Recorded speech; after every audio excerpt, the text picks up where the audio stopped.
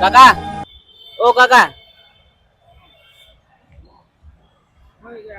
ખાધું છે તમે? હા ખાધું છે તમે? નહીં અહીંયા કેમ ઉતા તમે? ખાટું નહીં કઈ નહીં, ઊભા થઈ જાઓ, આપણે વાત કરીએ. ઊભા થઈ.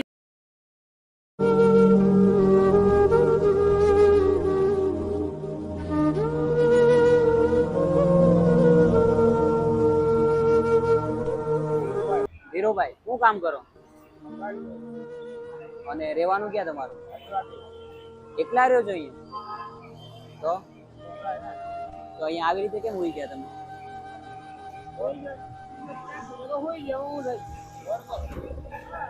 અને ખાવાનું મળી રહે? કેટલા રૂપિયા કમાઈ લો તમે? કેટલા રૂપિયા કમાઈ લો?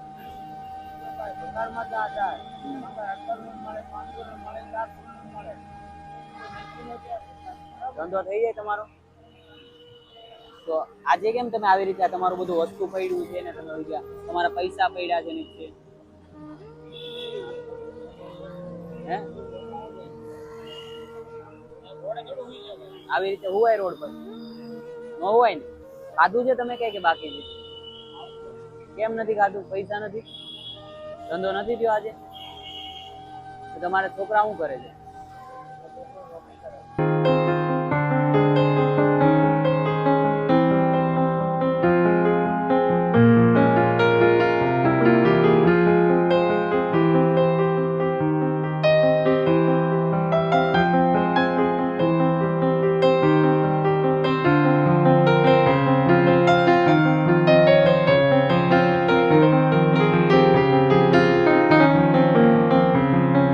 કેમ તમે દારૂ પીવો જોઈએ કે નહીં પીવો જોઈએ?